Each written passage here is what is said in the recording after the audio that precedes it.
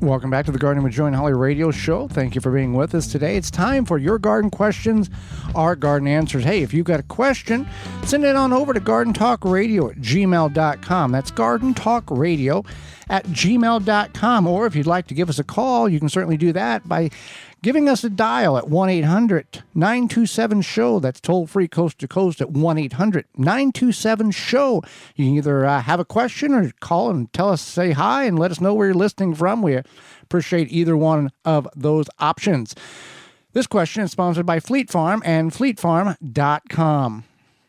I have saved many pounds of green tomatoes before the frost killed my plants. What are some options or things I can do with all of these green tomatoes? Okay.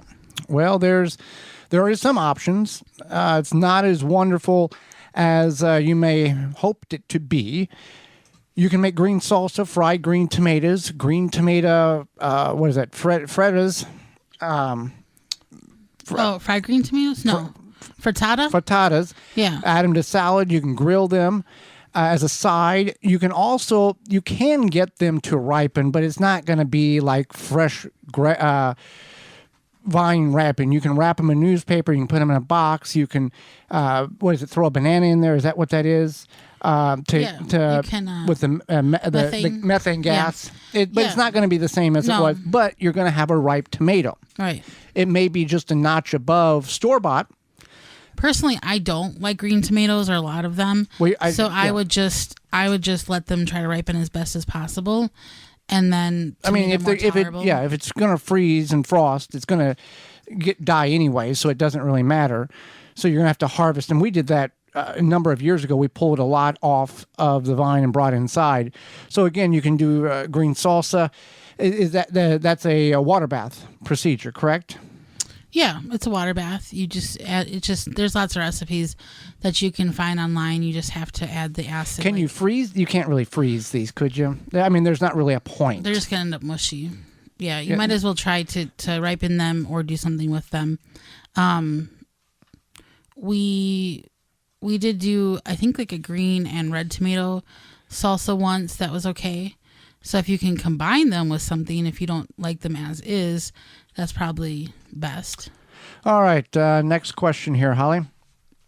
I was at the store and saw some dark green peppers, but they looked like large jalapenos, but not labeled. Any idea what they were? Yeah. So from what I understand, they're probably poblanos.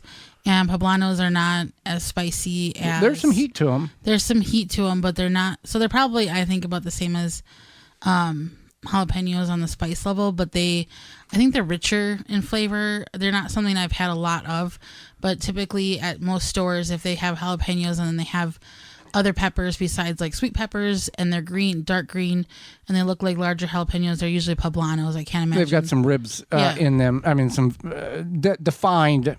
sections, and it's not just smooth like a jalapeno, but has kind of the same characteristics. Right.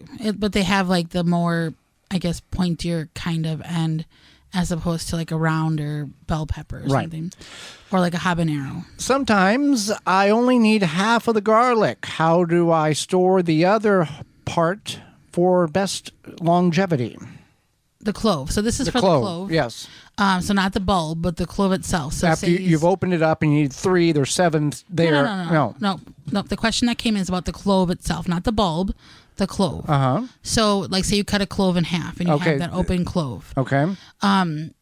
You want to just store it in the fridge in a container or like a little plastic baggie or some cling wrap, whatever, and then you want to use it within 3 days. Well, it will emit the garlic flavor throughout the refrigerator, will it not? If you put it in a plastic container, it really shouldn't too much. If you are going to use it within... We had those onions that morphed through plastic that I had cut up. Oh, it was really strong. Yeah, they were strong. Yeah. When you cry and you're cutting onions outside, those are some good onions. So the person that asked this question is a friend of mine. They actually ended up using the garlic litter that day. So I don't know. And this was garlic that we gave them. Okay. So I don't know if they would have put it in the fridge if something would have been different. But and you say that because fresh garlic or homegrown garlic has a much stronger aroma than store-bought garlic in any capacity you want to go down. Right. Yeah. Okay, we had a question here from South Dakota. She listens to us on WNAX 570 out of Yankton. Do you want me to read the question? Yes, go ahead and read the question. Okay. So I enjoy your show on WNAX. I grow flowers for special events and we farm conventional corn and soybeans. We are surrounded by fields. The corn borer beetle are destroying everything, and I mean everything. It's so bad. I've had this problems the past 3 years. Dahlias, especially cosmos, zinnias, sunflowers, anything they can chew on, it's wrecked within a day. This dry year is very bad. I know other flower farmers in the area, and they seem to have nice dahlias. I'm not sure if it's the corn beans that are surrounded. I've tried to use, I don't want to use chemicals, but if I don't have to, I will. Do you have any suggestions? I, do these dahlias for wedding work. I have them bagged, but it's just not feasible to bag them all. Let me know. So basically, it's, that's very frustrating, obviously, and that's a problem. The corn borer can be a very aggressive pest. You can use BT, which is a natural occurring bacteria that either is in powder or liquid form that will destroy these insects. However, it has to contact them, or they have to ingest it in order for it to be effectively to cause them a demise. Right. Yep. So there's many different ways to apply the BT. There's granule, there's a spray, but either way, you have to be kind of aggressive with it. And unfortunately, the pest can become immune to the BT. But typically, I found this article to help out Rhonda that was a bit more scientific, and it talks about how once you eradicate them with the BT, they typically don't come back.